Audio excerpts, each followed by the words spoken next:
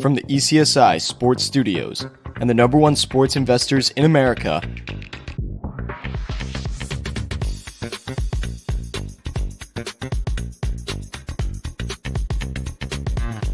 we bring you the closing bell. As the market closes, legends Jeff Dawson and Riley Magnuson bring you all the sports investing tips for tonight's matchups. If you want to learn more from the two legends at the desk, make sure you stay tuned to the closing bell. ECSI fans, you want to revolutionize your sports investing habits? Allow me to tell you about WagerWire.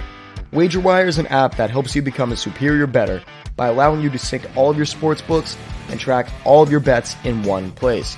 See your current action, your betting history, and stats. You can also sign up for sportsbooks and collect bonus offers. Follow them at WagerWire on X, as they're the best account on the platform.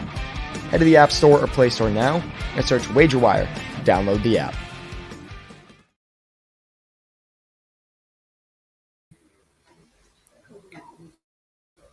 Good afternoon, sports fans from all around the globe. I am the host, Jeff Dawson, East Coast Sports Investors, and this is your closing bell for Monday, October 13th, 2023. Hope everyone survived the weekend. And my computer, obviously, playing games already here. Shout out to the gentleman behind the glass, Joseph Shea, Evan Lewis, Olu, Cade Horton. New partnership, the WagerWire. If you have not downloaded the app, please go download the apps here as we are freezing up right now. Apologies to the internet. Go download it. It's free. Get yourself accustomed to start tracking your bets, start tracking your ROI. Down below, a bunch of sports books that they are doing business with. Take advantage of the free promos, the free wagers, et cetera, et cetera, et cetera. And if you're looking for a little side cash, 'tis the season, less than 2 months away. Send an email to affiliate@wagerwire.com. Tell them JD from ECSI I sent you. Zach, Travis, and a bunch of those guys will take good care of you. So without further ado, let's bring him in, the co-host of this show, the one and only, Mr. Riley Magnuson. Good evening, sir. Good afternoon, Jesus goodness. Good afternoon, my friend. I'm already fumbling my words over here to start out of the gates there. That is my bad. I am ready to rock and roll, my friend. Happy Monday afternoon, evening. As we do so well on these Mondays, ready to rock and roll with whatever we've got going on.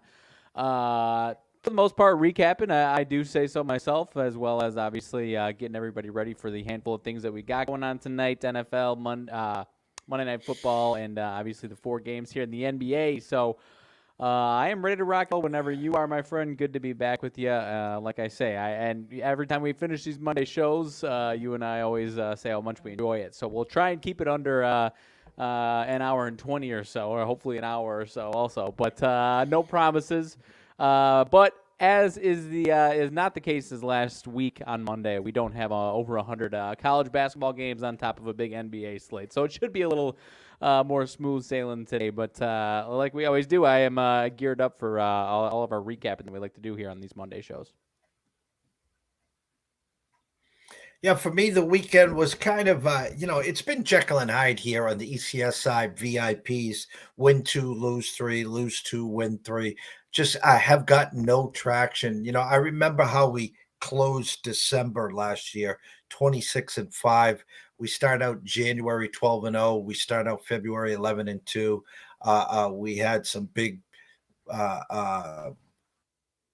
futures. We ended up with a Mahomes Super Bowl future, MVP at 4-1. We had UConn at 16-1. We had won 20 of the first 26 weeks of 2023. Just epic. And that was with 2 draws as well. So we had 4 losing weeks in 6 months and 2 weeks. It was just sick. And then I'd say the next 4.5 months, it's just like, a push loss, win 2 units, lose. And then, we're going to be plus for the year. Don't get me wrong, but frustrating. And this past weekend, perfect example. We go 1-3 on Friday. Easily should have been 3-1. Saturday, we go 4-1 on team totals. And then we do our Sunday action parlay. Start out with Bengals money line, and Tyler Boyd, thanks for playing there, drops the touchdown there. My eyes were on the Spurs yesterday. Thought it was a trap, and they outscored the Heat by 14 in the first quarter. Still have the lead at halftime. I look with about 6 minutes to go in the fourth. They got a 10-point lead, and I think they were outscored 22-4 to end the game, and they lose. And then took a final swing on the Sharks last night and 1-1 after one, and then 3-1. If you didn't see the third goal, guy from the point, I retweeted on my timeline, the guy from the point for the Ducks takes a slap shot, and it got deflected, and it's like this knuckleball that's just floating in the air like this. Somehow, some way, goes over the goalie, like he's looking like this. But it was action parlay. Once you lose the first one, we're done for the day anyways. But it's just been like that. And I almost want to call it, Riley, when you're trying to write, or that's all you do is constantly write, and you get into that writer's block. And it's been a groundhog day for ECSI for coming up on 9 years. There was a year and a half work before we launched, but I always study the lines. I study the market. We don't stop working, but it's just like that.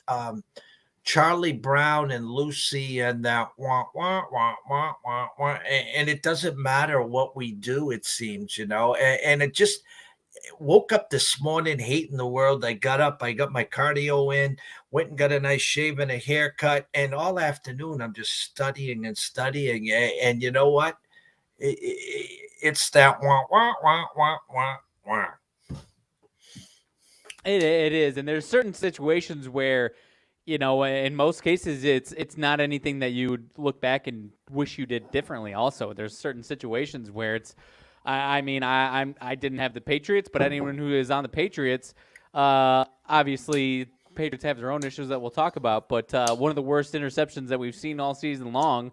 He had the man open. He should have completed the touchdown, and we should be sitting here talking about an ugly win as opposed to a disgraceful loss. But certain situations like that where you everything goes according to plan, and then certain times the execution is just as bad as can possibly be, and that's why you fumble, and then that's why teams have these negative, embarrassing perceptions, and you try to stay on them, and people think you're crazy, and sometimes it happens, and then sometimes it continues like that. But no, that's a great way to put it. I especially college football, I've been having, I think it was the reverse this week, but the last 2-3 weeks has been great start to the day. Looks like we're about to have the day we've been waiting for, 3-0, and then 2 or 3 in a row L's. So this week it was the opposite. I started off cold, came in hot out of the gates to push even still on college football this weekend. But no, I can't I can't say too many things differently. As far as a couple weeks ago, I had a nice 2-week stretch, and now I'm kind of in the same way myself with a lot of these pushes and. Or not pushes on single games, but pushes for, overall day, whatnot. So, I don't know. Sometimes there's just those points in the year that it does feel like that. But hopefully the ceiling is coming as opposed to the floor is my hope for everyone involved here. Yeah, and again, the frustrating part is, you look and there's all these games, there's all this action, and I don't like to force plays, and it's almost like I talk about this all the time. If you send out and you play 3 games during the day, obviously the assumption is we're expecting a 3-0 sweep. But a 2-1's a good night, But then you got to look at the other side. What happens if you go 0-3, 1-2? Or 0-3, 1-2, or 1-1 and 1, how it goes. But my point is, 1-0 versus 2-1. Of course, adding the juice up, but 1-0, you make a little more than having the 3 games 2-1, and you should have won the third, and grading 3-0 versus 2-1. It's like, oh my God, we should be up three units, and we're up 0.90 units. So frustrating on that part there. The recap, again, I'll try to cut it short in my eyes. College wise, what did I see? Michigan with a statement, obviously. They board the plane and then they land and they find out that Harbaugh is suspended for the 3 games. More fuel to the fire. And again, more James Franklin debate, can't win the big one. And I just say this. I always say Michigan is not a football school, and Harbaugh come there, and what were they doing? They were getting 8, 9, even 10 wins. The problem, they couldn't beat Ohio State. Well, the last 2 years they've beaten Ohio State. I know Penn State wants to be considered, an elite in the Big Ten and a football school. I get that part of it, but they're not Ohio State of football. Okay, it's okay to be the little brother. So the fact that he's winning at such a clip he is, but he can't beat Michigan and he can't beat Penn State right now. So do you go fire him? I don't think so. Because I always say, when you're so quick to fire the coach, who's going to replace him? You're not cutting a check for $15 million a year to bring Urban Meyer in there. There's no way in holy hell. I mean, frankly, when you think of Penn State, what do you think of? Joe Paterno. And the great run that he had, I'm keeping that other shit out of of this conversation. So that's the first thing. The second thing, Oregon keeps rolling. Bo Nix is the Heisman favorite right now. Washington finding a way. Good luck this week at Oregon State. We'll get to that one later in the week. But what really caught my eye, well, Alabama keeps rolling. Great job at Kentucky. That Georgia team was like, all right, we've had enough here. Brock's here. We got a couple other guys. Georgia looked like Georgia. 100%. I'll try and work backwards there, because Georgia, I mean, talk about one of the games where you might pick that if you were a person that said Georgia is vulnerable, they've got issues, or maybe they're still one of the best 3 teams, but they're at least more beatable than they were the last 2 games. Or the last 2 years. I mean, this was one of the ones where you're pointing at, well, if they're not up and ready for Ole Miss could, score 30 on them or something along those lines. But that was obviously not the case. Because I mean, a full, 3 phases, absolute whomping by them. So I mean, they obviously, I would say, raise their case even more to, if they find a way to lose to, let's say, Alabama in the SEC championship, then obviously, we've talked about it would be shocking to keep a 1-loss Oregon out of there, but this is a pretty big statement as far as some style points, as far as just in case Georgia there. So I makes it more interesting as far as that conversation that we've had of what do you do if Georgia is a 1-loss team, 2-time defending champion team. What do you do with them? So this one is obviously one, as opposed to if they won 24-21. That obviously would have been a little bit more of a head-scratching kind of, concerning win almost, as opposed to this, obviously. So Alabama obviously still setting themselves up even more so with that one. The one that you didn't mention, and I know you and I both have a bone to pick because you and I were on the right side. You and I were full agreement on this one out of the old Big 12 with a big fat whopping total up in the 60s. And the old Texas Tech Red Raiders put up 16 for the win. On the road, very nice, but nowhere near whatever it was, 28.5, 29.5. You and I were both on the losing side of that one, my friend. I was with you there, but that one hurt.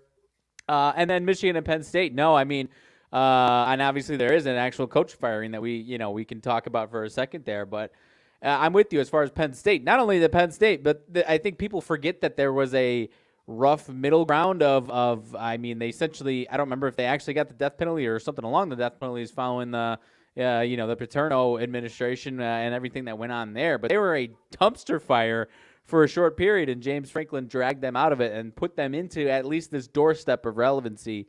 They are relevant, but obviously you know what I mean as far as top 5 relevancy. So I mean, I'm sure it feels like you're banging your head against the wall if you're, this top 10 team that just can't beat these two teams or can't beat both of these two teams. But as we've talked about with other teams, the grass ain't always greener on the other side. And obviously, I think Penn State is a high, commodity job. But there's other schools that you can point to and look at it as far as, well, if we don't get the right guy coming in next, then we're closer to the bottom or, mediocrity. Especially the way the Big Ten is changing, than to the top. They're just missing. I mean, the teams, the last 2-3 years, they've obviously, last year they weren't as good, but they've had the last, 7 to 8 years, because everyone equates Ohio State and Michigan now because Michigan's been that close. Before this 2, 3, 4 year surge of Michigan, it was Ohio State and Penn State. And Penn State was above Michigan for a few years there. And there's been teams that are about the same caliber where they're just missing that one guy, whether it's the quarterback, freak running back, freak receiver that obviously Ohio State has been getting with, any one or more of what I just named, or obviously Michigan running backs and, great, just well run on both sides of the ball. It's still a very good team. And had we had had 2 losses, I guess probably not in the conversation. Had we hypothetically had a 12-team playoff and they were squeaked in, they'd be an upset on upset watch for whoever they'd be playing, and then whatever that hypothetical first round would be still this year. So I know people are going to be writing them off, and it's going to be the same old story going forward. But at some point, they're closer to the top now with James Franklin than I imagine they would be with just about anyone else, unless the next. You're talking about a top 5 coach having to come in to elevate them to the next level, and that the likelihood of that happening is just not there, especially when you've got this, the stability that is Ohio State and Michigan right now. So I'm with you as far as I don't think that's the right move. But aside from that, thought Colorado might have a chance of getting a win there. I know we've kind of the hype train is obviously not as loud as it was a handful of weeks ago, and now they're 4-6, I think now. And credit to Arizona for doing what they've done the last handful of weeks. Obviously, if they had changed things the first few weeks, then obviously they'd be a factor to some degree. And then I think lastly, credit goes to Missouri for putting the hurt down on Tennessee. 2 teams that at the end of the day probably aren't going to be, I think the winner of that game, who obviously is not Mizzou, has a great chance of, if they run the table. I guess I don't know what their schedule is, but running the table, potentially get a nice, Florida and Arkansas get a nice New Year's Six bowl at 10-2 potentially. So good for them. They've obviously been a good team. If it, one bad quarter against Georgia these last 2 years, we'd be talking about them quite potentially a little bit differently. So that was my last piece of credit there. And then let me think here. Other than that, obviously Oklahoma, nice bounce back there, and Texas actually playing with their foot a little bit late against TCU. The 20-3 fourth quarter I saw there. That one could have gotten ugly. They've had a couple close calls where they're kind of taking their foot off the gas and coasted into the finish line. So if they keep that up, they're going to get caught by somebody. But obviously, they're trying to stay relevant there, or stay in that one-loss category. And they should be fine, but the Big 12, anything can happen. So again, they've got to show up these last couple of weeks. Otherwise, they're going to see themselves out of it by default with another loss here. So we've got 2 or 3 more good weeks, and then obviously we'll figure out what the final standings are, because it's obviously going to be interesting here. And circle back. Yes, we had our only loss was the Texas Tech team total. And the sad part is they scored 10 in the first. I'm like, okay, now you need some, playback, and you got nothing. And I'm kind of TO'd because we gave out 5 team totals overs on Saturday, and we go 4-1. I like Texas Tech. We talked about them to win outright. One of my other dogs I love to win outright was UCF. Perfect letdown spot against Oklahoma State, and they steamrolled them. We had a Memphis team total we get there. We had North Carolina get there as well. And then I'll just say this, and I don't have any say, or I don't have any sources. The Jimbo Fisher firing reminds me of Ed Orgeron at LSU. You want me to leave? Fine, just cut me the check and I'll be out the door today. And the Jimbo was coming, and I think they owe him $70 million, or something stupid. And now, of course, the rumblings, and we believe what we want to believe, especially on social media, and it's starting to crumble a little. Where there's talks that Dion to Texas A&M, SEC, and he just lost a 5-star recruit, I think a wide receiver that decommitted today because his words were, "I don't know if you'll be there when I get there," and so. He's either Dion's going to come out and nip this in the bud and say, "Hey guys, the only place I'm going is the Big 12, and that's with Colorado," or there might be where there's smoke or fire on Dion to Texas A&M. I have to imagine, especially the way we're going, because it does. I mean, the credit to the Big 12 for doing everything they've done to try and compete with the Big 10 and SEC. But I mean, the way the Big 10 and SEC are going, those are the two places to be that aren't going to be going anywhere in the near future. I mean, those are the two massive powers, and like I said, credit to the Big 12 because they have obviously assembled a nice crew of teams there. But you have to imagine, unless he can really, really build something up at Colorado, I mean, I'd be shocked if he stays there for more than 4 or 5 years. So I guess I don't know if that means he's jumping out of the door after 1 year, but. No, I mean, if he's if teams are sniffing him as an option, it's going to be open season if that does happen there. So it wouldn't shock me at all. And as far as Jimbo is concerned, I mean, yeah, it's tough because of the amount of talent that he has brought in. I mean, it's not for a lack of talent; it's just not getting the damn job done. I think I agree with it, but yeah, and like you said, I was reading something. Not only is it a boatload of cash, if someone decides to pay him another big salary, I think he's still entitled to quite a bit of money from Texas A&M. It's not a situation where the other team's paying him. He's going to get that paycheck and Texas A&M paycheck. So, yeah, I think the only reason he would come back is just because he's probably soured by his legacy. I mean, he could have went out in a great standing after his FSU run, but obviously his legacy's been soured a little bit here these last 5 years. So that would be the only reason he comes back, because otherwise – I like the comparison because I anytime you hear from Coach O, he's as tan as can be and a nice, fine, attractive woman around his arm, and he's on a beach somewhere. So don't blame that man, and would not blame Jimbo if he fell in suit here. Sunday, another day started in Germany. This time, a Super Bowl. That's what Bob Kraft called it. As the 2-7 Patriots traveled to Germany against Gardner Minshew and the Colts. And as you talked about that interception, the locals almost called it like he had the yips. It was almost like Steve Sachs or Chuck Knobloch. It was just like, oh, and then in comes Zappy for the final drive. The funny thing is it's a bye week, and then the following week they play the Giants, both at 2-8. So the thought is, this is the Drake May Bowl. Loser gets the inside track at the number 2 pick in Drake May. There is nothing good going on right here locally. I wish I had some words of wisdom for Pats Nation. This is all I can say. You were spoiled for 2 decades. You got 6 rings. Go back and Google, go to wherever you go, replay a Super Bowl. This team needs a total recharge, restart from the top all the way down to the bottom. I mean, I don't think there's a player on the team, offensively and defensively, that's not available. I mean, if you said to me, we're coming to steal so-and-so, go ahead. Hey, there is no one that I'd wake up the next morning and say, Jesus, I can't believe they got rid of that guy. And so it'll be interesting to see what they do in the off season. I know nothing. There was talks that Carolina is going to go full-fledged for some kind of offensive coordinator. And the words on the street is Bill O'Brien. Because why? Well, let me see. Because of the Bryce Young. He worked with Bryce Young for a couple of years at Alabama. So who the hell knows what's going on locally here, Riley? No, and it's ugly as far as that Giants game is concerned, because Giants do have Washington first. But I know for a fact Tyrod Taylor's still on IR for each of the next 2 weeks because I think their bye week follows that.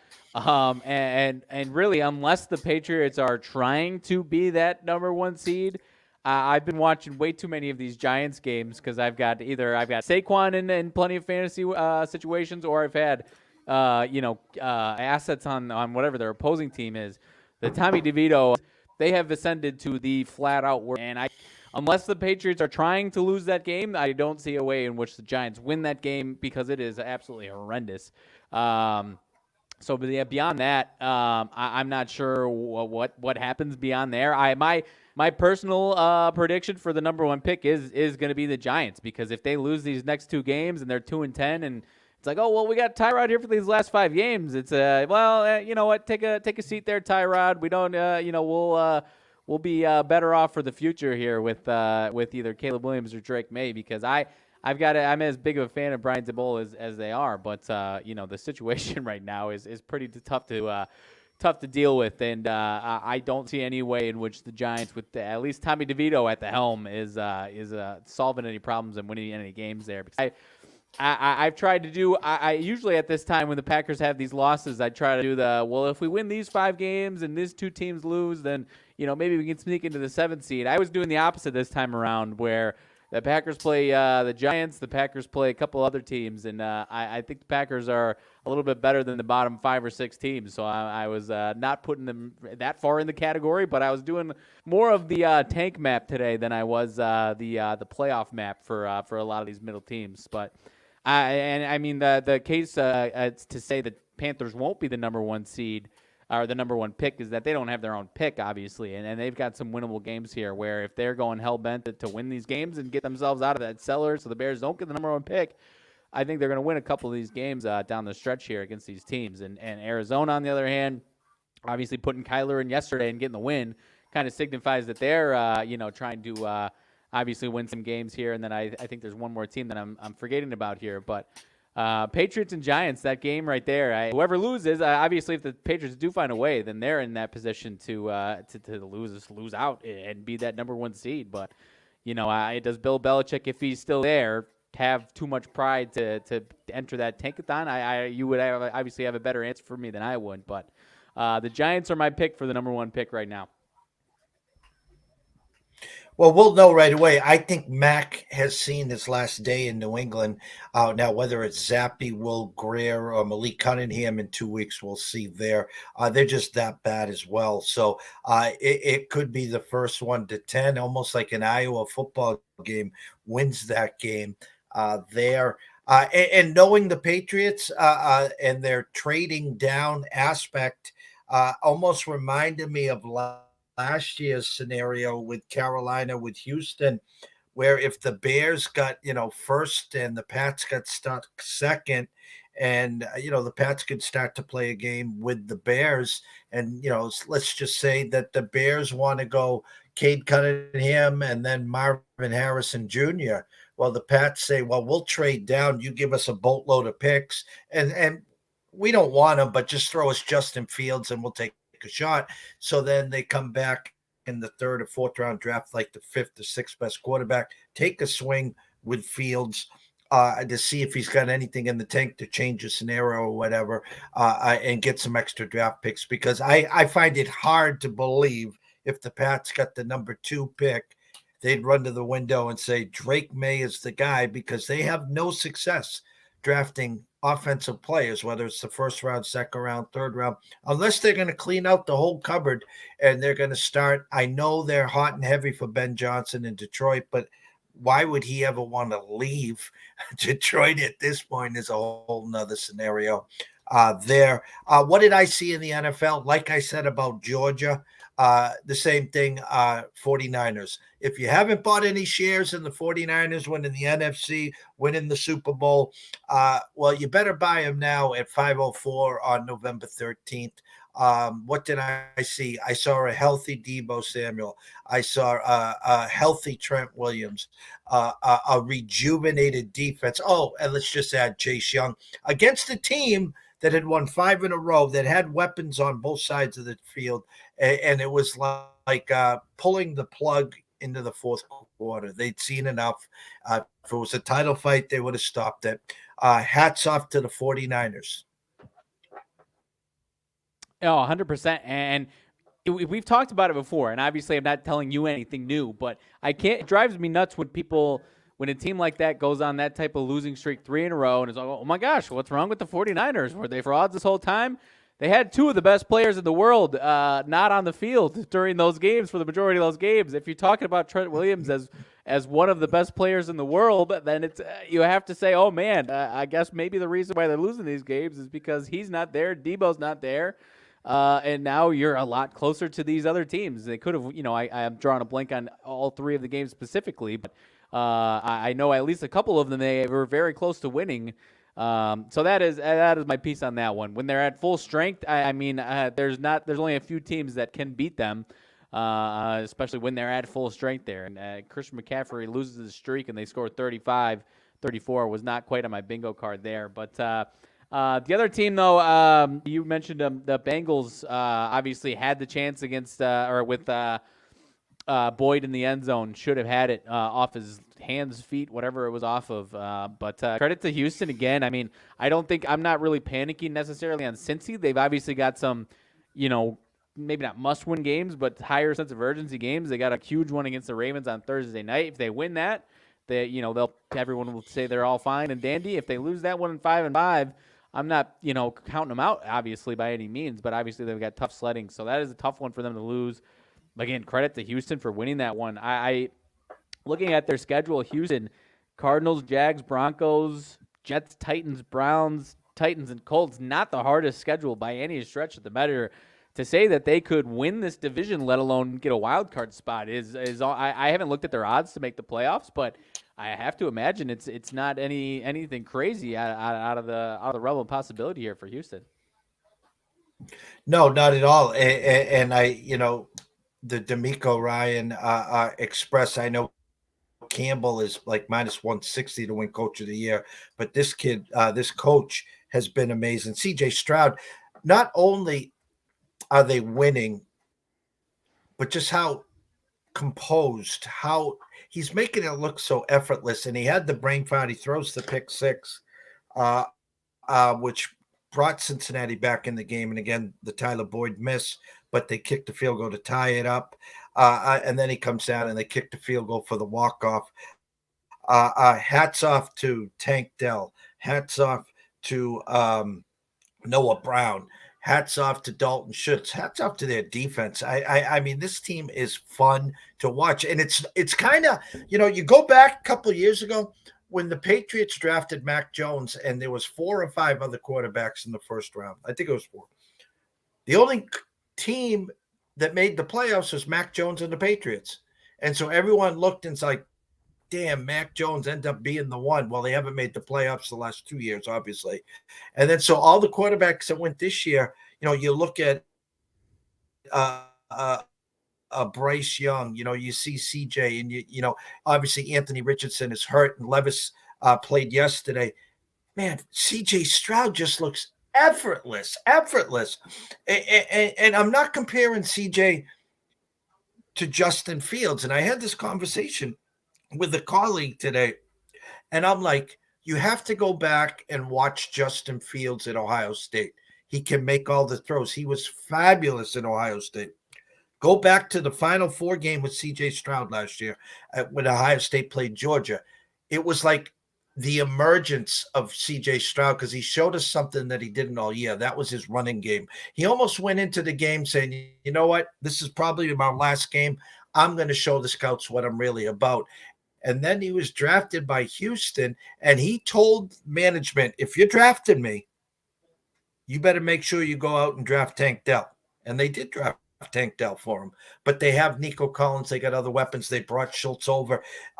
Nothing from Dameon Pierce this year, but obviously, whatever you call it, I was going to say rookie of the year, offensive rookie of the year. You might as well just engrave it now because this kid has been fabulous. Yeah, you could stop right now. And to further that point, I mean, Bryce Young obviously has not looked that good and anywhere near as comfortable as CJ Stroud. Not writing him off completely though, because I mean, you could look at these games while they're happening. He looked okay against that Houston team, funny enough. But I mean, you have Adam Thielen and a load of you-know-what behind him. And Adam Thielen, we were talking about last year as being essentially washed up on Minnesota, and they kick him to the curb. And now you give him obviously great veteran presence in that team, but and he's obviously had a resurgence. He's really as solid as needs to be, but there's not enough separation there for Carolina, and so it's again. Does he look as good as C.J. Stroud? Absolutely not. And as of right now, if you redrafted it, they'd probably take C.J. Stroud. But you flip the situations. Again, I'm not saying Bryce Young would be better in that situation. C.J. Stroud would be worse.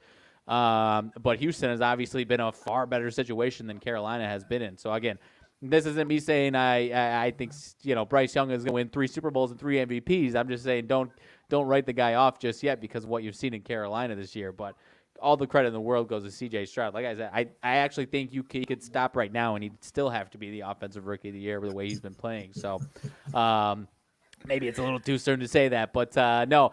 And, I mean, Will Levis, to continue the rookie quarterback conversation, obviously did not look very good yesterday, but, still a lot of room to, figure out what we have with him the rest of the season here at the very least. And shoot, I mean, his weapons obviously aren't fantastic outside of DeAndre Hopkins there either. So, curious to see what we get from him going forward. That game was a little weird. It was not a very fun game to watch there. But aside from that, I mean, Browns-Ravens was an absolute barn burner. That one was a fun one to watch. Kind of keeps the division alive for just about everybody. If the Ravens win that and win this upcoming Thursday, then they're kind of running away with it. So, keeps the door open. Obviously, Cleveland only half game back, and the Steelers only 3 losses. So keeps the door open there. And if the Bengals can win on Thursday, then it's wide open for all 4 teams. So interested to see how that goes. And really not writing the Ravens off. They just kind of let their foot off the gas, and that pick 6 was a backbreaker. If that doesn't happen, I don't think they lose that game. But at the end of the day, credit to the Browns for scrapping and keeping themselves into it here. Yeah, and it was funny. I won't call the guy out, but he was talking about how preseason, he goes, it was 20-7 or 23-7, whatever it was. And the funny thing was, he posts on Twitter, by my rankings, the Ravens #1 team in the NFL. And then I'm like, oh, here comes Marty the Mush. And sure enough, here come the Browns. And Watson gets knocked out, and he comes back 14 for 14 in the second half. Again, Ravens playing with their food. And what is happened now with that loss and the Bengal loss, and now the short window turnaround on Thursday, either the Bengals or the Ravens will now have 2 losses in a row, unless it's a tie, obviously, on Thursday. And there was some Cincinnati money that came in overnight. It was a 4 with a 43 down to 3.5 with a 45.5 or 46, depending upon where you're shopping there.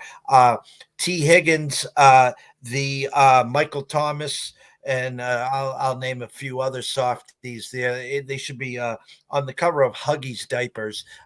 Since it's a short window, don't expect T. Higgins back on Thursday. Again, Tyler Boyd drops the game-winning touchdown. And it wasn't one of Joe's best performances either.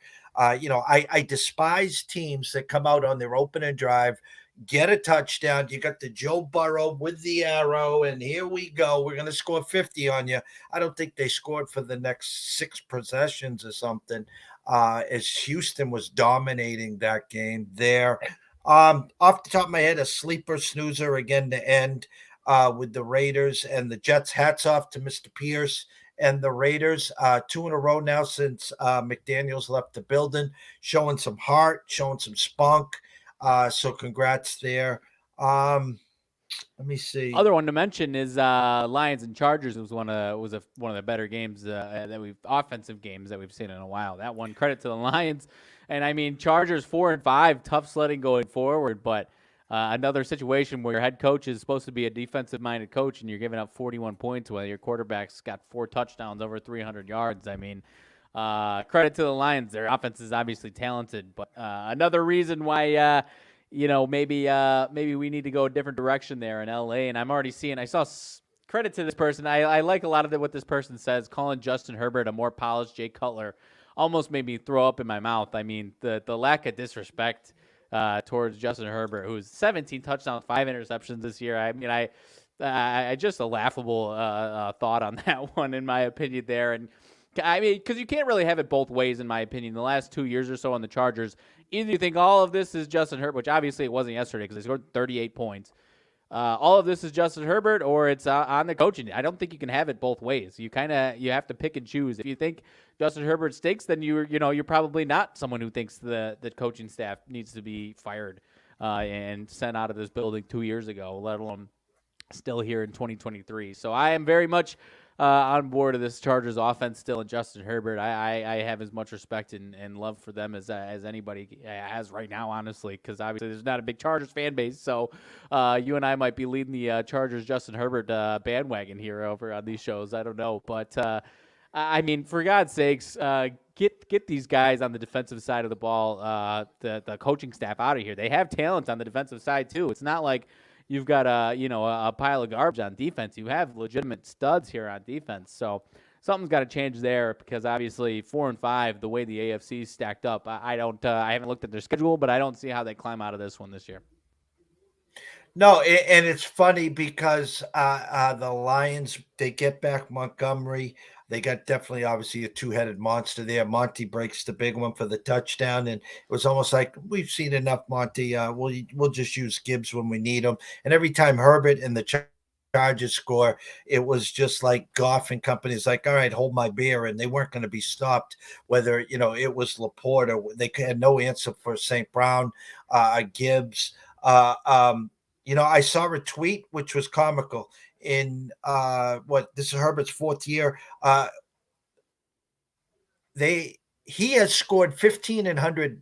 The offense has scored 1,509 points since Herbert started with the Chargers, and now they have given up officially 1,509 points. So, as you said, listen. I've said it all along. I don't know if Spanos will cut the check. Warm weather, LA, Harbaugh, Team Khaki, ready to go there. Now, whether you're not cutting the check there, he'll probably end up over in Chicago where he played, where they'll build the statue next to Ditka. But it's either going to be the Chargers, which I would take Herbert and the Sun in LA versus going back to Chicago. Either one of them, Team Khaki will be there next year. I will mark that one down for everyone there. Tonight, Denver and Buffalo, waiting for that real Buffalo team to show up, and a Denver team, Jekyll and Hyde. I mean, some games they can't score, some games they can score, but they can't stop a nosebleed.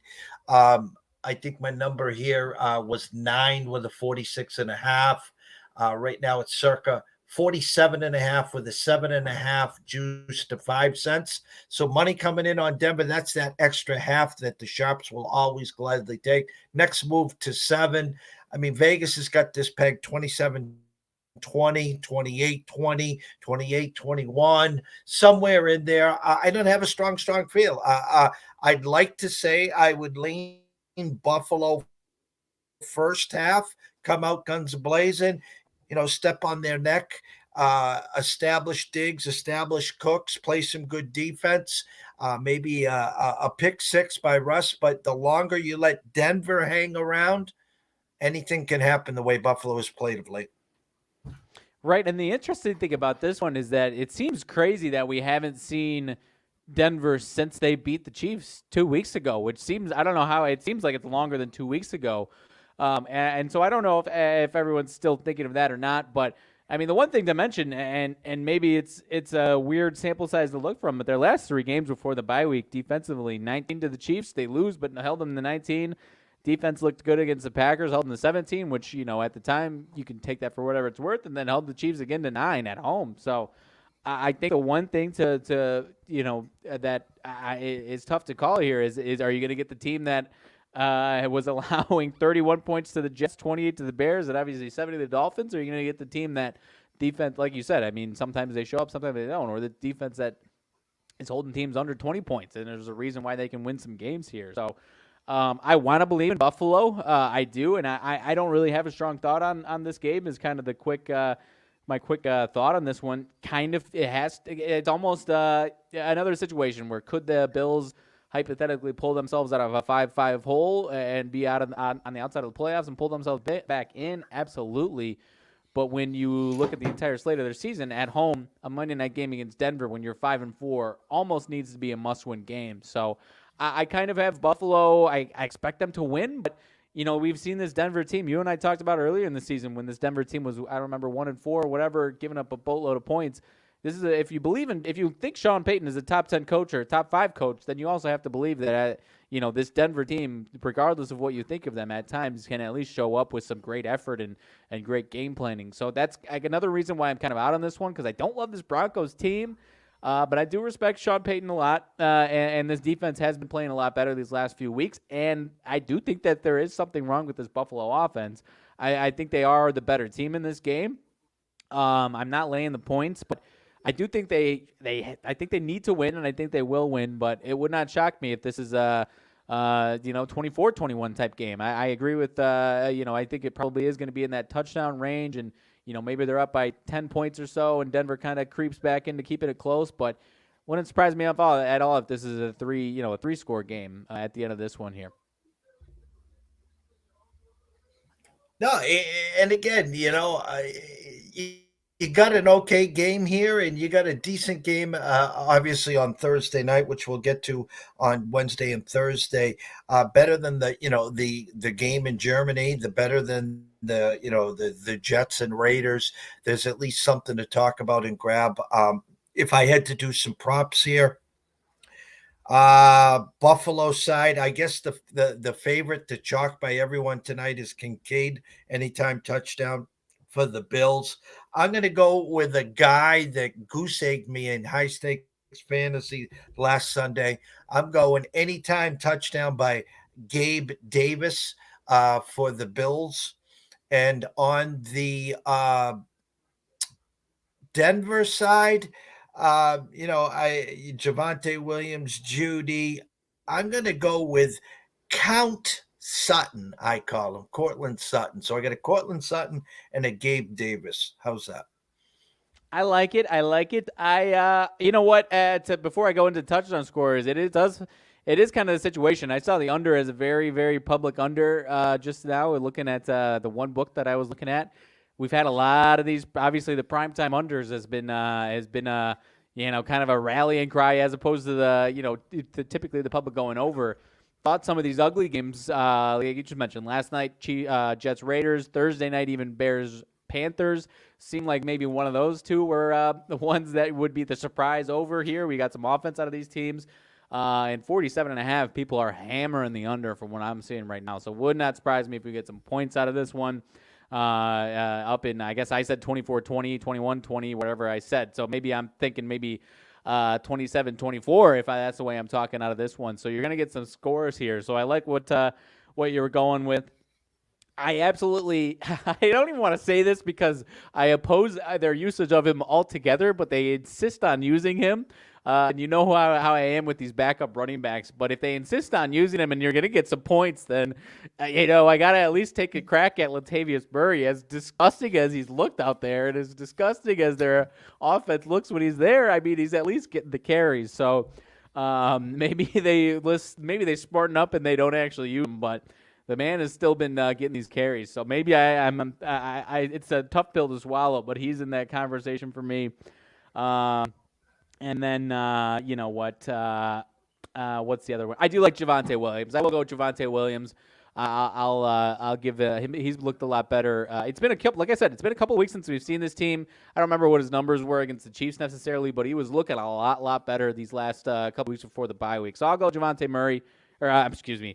Williams, and Latavius Murray as far as the Bills side of things. And again, if he's got one carry for 5 yards or 5 carries for 1 yard and they're all goal line steps, don't yell at me because if I could bet on that, maybe I would bet on that instead, but I obviously can't. So I think he'll have some volume there at the goal line, and it won't look pretty, but I'll get him going in there for Latavius Murray, and then I'll lean towards just the game under 47.5 on this one. Over, excuse me. Yeah, over. I like it says I like. Yeah, I think, I think the Bills team total stuck, I think, at 27.5. I think your Denver's right around the 20 and a half. Listen, it wouldn't shock me to see, a 30-20 game here and then a late, touchdown by Denver or a late field goal to cut it to 7. But I wouldn't be shocked if Buffalo got to that 30 spot. They're so overdue just to let one rip here. And don't forget, you got to look at this. I think it's Sunday night's game. Philly travels to Kansas City. So if you're in the AFC and you're only, you're saying shit, Kansas City's got now 2 losses, correct? Am I remembering correctly? Yeah, they're Yeah, 7-2. they have 2 losses, opening day and their last loss. Yeah, so Philly could actually come in, and now Kansas City's got 3 losses next week. So if a Buffalo team, as bad as everyone thinks they're playing, say, hey, we win this one, we take care of business next week. Philly beats Kansas City, we're right back to, hey, we're right in this. So this could be a good morale booster for the Bills as well. No, I totally agree. And like I said, could a Bills team that's 5-5 pull themselves out of that hole and make the playoffs? Still, absolutely. It wouldn't surprise too many people. But this is definitely one that they should have some sense of urgency. The Bills themselves, next week, I think they get the Jets at home, which obviously is another one they need to win. But after that, they've got 3 straight Eagles, Chiefs, and Cowboys. 2 of which on the road. So these next 2 games need to be a little point of urgency for them. They end with they got the week 18 against the Dolphins. So they've got four of the best teams in the league still on their schedule. So like you said, and not only that entire landscape, but taking care of their business. They got to take care of business these next 2 weeks here. No, I agree, and it starts tonight at 8:20. Yes, sir. All righty. Let's see here. Let's see. Anything out of the NHL? 2 games tonight. If my calendar is not wrong here. Islanders and Oilers, Avalanche and Kraken. Not competing with the old NBA and NFL tonight. 2 games. Anything you like out of these 2? Well, Oilers fired their head coach. Listen, this team, we all know their problem. They need a goalie, and I told them in the offseason, I'll tell them again. Go call up the Bruins, overpay. You can go get Elmark for $6 million. Make sure you throw in a first-round draft pick. Make sure you throw in a young player as well, and we'll go to Swayman and someone else. So they fire the head coach. Usually once you fire a coach, you get an uptick. Look at the Raiders. Look at some other situations. Edmonton, I put on the desk. They've killed us all year. I had a minus 165 with a 6.5 juiced under. Now 152, still at a 6.5 against the Islanders. Here's what I'll suggest. Play Edmonton minus the hook plus money in the first period. You play Edmonton team total over 3.5. If they don't get you at least one win or a sweep, you leave them on the desk till Christmas or something. But if they're ever going to get a boost, it's tonight. And then Colorado, Seattle, I think the number smells a little, but what do I know? Colorado minus 155 overnight. Now 147. You can get the Kraken plus 134. Again, Seattle knocked Colorado out last year. A little revenge spot, which I think they played earlier this year. And I think Colorado got them, if I remember correctly. I think the Avs also coming off a loss. Team totals, I think both are around 3.5. So if you like either one of these sides, take the team total over the 3.5 and the plus money there.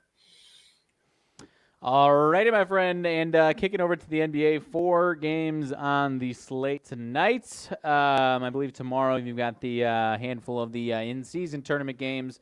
I believe one of them dropped down to 8.5, but you have essentially 3 games here with what were 9.5-point favorites earlier in the day here. Milwaukee hosting Chicago, Toronto hosting Washington, and Boston hosting the Knicks there. That one is the one that is now down at 8.5. And then Cleveland, Sacramento is Sacramento plus 1 there. With I believe it sounded like De'Aaron Fox coming back tonight. But I don't know about you. This is one where it seems like at least one of these dogs is going to find a way to win. That's kind of how whenever I see 3 games on a 4-game slate, and they're all, pretty similar on the numbers there. Total for 2 of them pretty similar there. I don't know which one I'm picking. You got my Bulls and two of the three teams that are that big of favorites are obviously two championship contenders in the East, and then Toronto, Washington. You have Washington, who's a dumpster fire. I don't love this Toronto team necessarily, but that does seem like a fairly nice statement there. But obviously Washington's had some has big spreads against them, but not quite this bad against a team that's 4-5. Not putting too much fear into anybody there. So I'm not holding my breath for Washington necessarily there. The situation that I always say whenever the Bulls and Bucks play each other, I've kind of had a point now where this is season 3 of I don't know if you would call it a system play or just a pick that I've made every single time the Bulls and Bucks play. Going back to like I said, this is the 3rd season of it. Because the Bucks just make a choice to defend this man a little differently. And I'm not saying this is a whale play lock of the day or anything like that. I'm saying it's a play that I am in the 3rd season of it, and it's gone 65% in the regular season, and then you add in 4 out of 5 in the playoffs for I think over 70% success rate. And it's Vooch over 1.5 threes to hit a couple of threes in this one. Not for any type of really anomalies. It's something that I've watched closely. And again, not sitting here saying it is a lock, because if they lose this one, or if he doesn't have 2 threes, then you're going to see me have it in my car the next 3 times that they play the Bucks. They essentially just choose to let him kind of roam out on the 3-point line as opposed to defending him as much in the or they choose to take away the paint. Essentially, is what I'm trying to say. They push him out to the perimeter, and his volume of shots is a lot higher. I've had times where I put a little sprinkle on 3-4 threes for him and had some success here. And like I said, 65% success rate in the regular season, and it was 4 out of 5 in the one playoff series. I've been betting it back since the first full season that he was there in Chicago there. So and now his I think it's plus 140 today, which you might say, well, why is it only plus 140 at that? It's more of a reflection of what he's doing right now. That's kind of where his numbers have been each and every time out. Right now, his threes made per game is a little bit down from last year, and so that number, in my opinion, is reflecting that. And this has kind of been a trend for me of finding these games like this, and then by the 3rd, 4th game against Milwaukee, it's minus 130 for over 1.5 threes. So again, not saying it's guaranteed to happen. It's just one that I have found to be very, very profitable over time here, and I'll continue to do it there. So that is that for the Bulls game against Milwaukee. I don't put it past the Bulls to put together a good game here. You do have Caruso doubtful, and I want to say Dosunmu doubtful, so a little depth issue here today for the Bulls. I don't know how that's going to look like, but Milwaukee should be fairly healthy, at least in their starting lineup, I believe there. So I will. I don't know which way I'll lean, but I can see this one on the spread going either which way, at least for the Bulls and Bucks. Yeah, I was looking at that at 8 with a 229. Now up to 9.5 with a 229.5. Your classic 120, 110. Take a look at the Bucks team total. Always seems to be in that 119, 120 area there. I think the Bulls keep it close. I'll go on record like a 118, 112. That's where I have this game pegged there. Yeah, no, it's one that I've they've been close in a lot of cases, and then a couple every once in a while, once or twice a year, the Bucks get them bad. But typically, I would say it's double-digit spreads whenever the Bucks are really hammering them home there. So, especially in a home game for Milwaukee there. So I will lean with you on that one without any hesitation. But Boston hosting the Knicks, now down to 8.5, I believe. Let's see. Injury issues in this one. I didn't see too much going on with either team, I don't think. Starting lineups, I think, pretty much intact here. Knicks on a 3-game win streak, 4-game cover streak, I believe. Celtics starting to see some of those big spreads now, and they're taking care of them. 12-point spread at home against Brooklyn, 8.5 against Toronto. Now a similar one here. What gives here? This 4-game cover streak and 3-game win streak for the Knicks? Or do we see the Celtics come back to earth a little bit here at home? My true number was 7.5 with a 221.5. It's now 222 with an 8.5. I think the Celtics are 7-1 to the first half spread. So keep an eye on that if they give you, a 4.5 or a 5 somewhere in there. Maybe what they give you 4.5 for the first half. Let's see. I see mostly 4.5. So I see one place with a 5.5. Yeah, so take a look at the Celtics first half. I think the Knicks are sneaky. Celtics have had good success, especially at home against them. Um, Celtics playing good ball. They're back to all being healthy. Again, no real say in it. If you like the Celtics, I would say take a look at the first half. I can get behind that as well. And then last one up, Cleveland is in Sacramento. I think I just got an upgrade. De'Aaron Fox upgraded to questionable. So I don't have too much interest in this one. If the Kings are a home dog with a healthy team, obviously probably I assume De'Aaron Fox may be limited or this and that in the third. But for a team that has as much love as they do, they're back to 400, back to 500 at 4-4. Playing a Cavs team, 4-5, that's been a little back and forth. If they're underdogs and Fox is in, then I'm probably staying away from it. Would lean towards the Cavs in that one, but again, I'm not sure if Fox is playing 20 minutes, 30 minutes, 40 minutes. I don't know with that one. Glad that he's back, but obviously kind of waiting to see what his usage is going to be going forward. But I'd at least be a little aware on the Kings. But if he doesn't play at all and it's sticking right there at the 1.5. Underdogs, maybe I'm interested in the Kings. One of those situations here. I thought I heard correctly. Maybe you can take a peek for me that the Kings host or the Kings on Wednesday. Don't they play Golden State? They go to the Lakers on Wednesday. Go to the Lakers. Okay, I knew they had a big game. I'm looking at it right now. My both sides are in red. They're waiting on Fox. I'm still seeing Cleveland as a favorite. My gut tells me Fox does not play, but he travels with the team to LA on Wednesday. If I had to play this game, my number was Sacramento -1 with a 222.5. It's up to 226.5 and a pick 'em.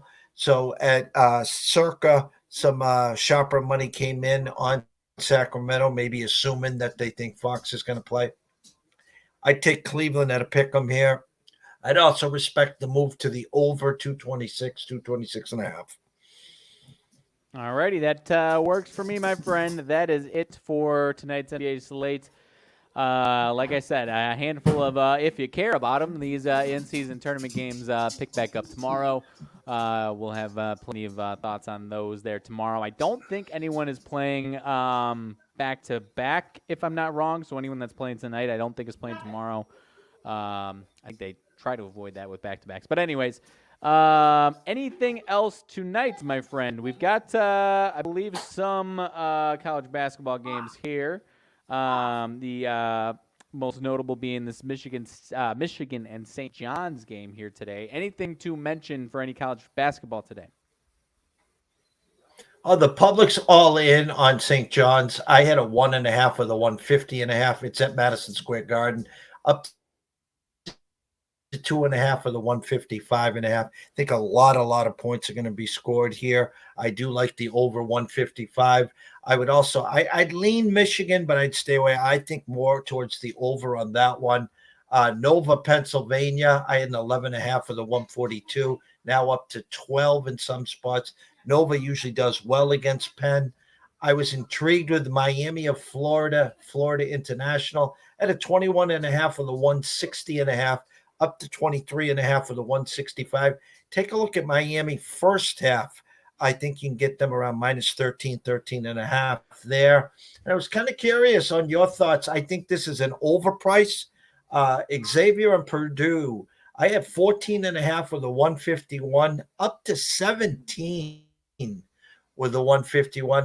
Disrespecting a pretty good Xavier team who likes to go up and down against Zach and the boys. Listen, if I had to scratch an itch, obviously I would take Xavier here. But this number here, I think, I had 14.5. It's up to 17. I guess Vegas is telling you Zach and the boys are going to win by almost 20. No, it's weird. And I am with you as far as being inflated. It's not like game one, they had some nice three-point shooting. I think it was back down to 34% or something in their second game. So, I mean, obviously, if they're flying up and on the floor and maybe they'll shoot at 50% from three, then this one's probably going to be over quickly. But I think it is inflated there for sure, especially when you're talking about kind of the script for tonight as far as the two Big Ten teams that are involved in these games tonight. Not including the Nebraska game, but Michigan and Purdue. We talked about the perception around the Big Ten being at an all-time low, and then the two big games of Friday night, the two Big Ten teams lose. And so now you pull it up here today. Well, wow, this team that just lost to a 16 seed last year is 17.5-point favorites to a team that I know of. And Michigan is, or St. John's only a short dog here. I mean, the script kind of plays out perfectly for that right there. So I'm with you as far as, again, Michigan is still always been Jekyll and Hyde these last 2-3 years with Howard there. So it's still a situation where you'd like to see it before you go on it or against it, I guess. But if they're going to be a Jekyll and Hyde team, they're still just going to be Jekyll and Hyde. But last thing to mention, and I honestly, with football going on yesterday, I knew they lost on Friday night. I did not realize they lost yesterday. The old Twerps are 1-2 in non-conference play with losses to Davidson and yesterday to UAB. Ugly start there. So the Big Ten is not off to a good start here this season, my friend. No, and they're going to catch us on. You watch once we get rolling, Riley. They'll be on the Friday night games, and then they'll be on the Sunday night, standalone 7:00 game, and you're sitting there. Michigan, Ohio State comes in, 13-1, and there's, Maryland 6-5, and Maryland's 3.5-point favorites, and we're going to be saying, all right, what do they know? I love it. I can't wait. There are some good ones tomorrow, though, in the Big Ten. Illinois hosting Marquette, Providence, Wisconsin, and Duke, Michigan State tomorrow night. So, in Iowa, Creighton. So there's some good Big Ten basketball games tomorrow. Yeah, and it was a great game I watched on Friday night. I think it was, Friday, Arizona and Duke. Arizona catches Duke there at Cameron, but it was a great game there. We'll be interested tomorrow to see a couple of those games that you talked about. You look in the top 10, and I think it's Marquette 4, UConn 5, and Creighton 8. So the Big East well represented in the top 10 there. It'd be interesting to see some numbers. You got any opening numbers over there? Let's see. For tomorrow's game, is that what you're talking about? For tomorrow? Let's see. Let's see if I do. Yeah. Illinois is the home team, but they are a 1.5-point favorite opening tomorrow. Providence 1.5-point favorites at home. I think it's at home. Yeah, at home against Wisconsin. Let's see. Let's see if I can find some other big ones here. I shouldn't have done the entire slate. Duke -3 neutral. Duke -3 neutral against Michigan State. That one's in Chicago. And then there's one more that I said there. What was it? Iowa is the other one that we're looking for, probably. Did you say Iowa's playing Creighton? Iowa's Kansas is -5.5 neutral in Chicago against Kentucky. 5.5-point favorites there. That's the other good game that I didn't mention. And then Creighton 9.5-point favorites. I assume at home against Iowa. What's the under/over on that one? 170? In the Creighton, Iowa, 159.5. Yeah, well, the Creighton team total is probably 159.5 and a 9. 85, 75. Yeah, I mean, I think Creighton gets to 90. Believe it or not, there. And if Iowa's shooting well, they might get to 80. I'm telling you, that'll be I can see at least 170 points scored in that game. No, I love it. They've both had a game over 100 points scored themselves already this year. So, no, that one could be a good one there. That it's a good slate tomorrow for college basketball. I obviously, there's already been some good games, but, yeah, seems like another de facto kickoff in the middle of the week there tomorrow. So, I've got nothing else, my friend. Anything else from you to mention for today's action? No, ECSI VIPs, the alert's coming out soon. Tough slate. We're not going to force any action here. Waiting on a couple confirmations here. Get ready for another busy week. I'm going to try to get some traction. That's what the name of the game is to get some traction. Um, you got all the sports going on here at once. We're already almost halfway through November. So, again, going to try to quality over quantity. See if we can get ourselves a nice little mini streak going here. Let me see who's chirping in now. 1 second. Survey said. There you go. Mikey D, Big City. Yes, Patriots don't lose this week. No, Patriots don't lose this week, and hopefully they lose next week against the Giants. But we'll get back to that one, Michael. Hopefully you and the family have a great day. So any final closing thoughts, Michael? I'm Michael Riley.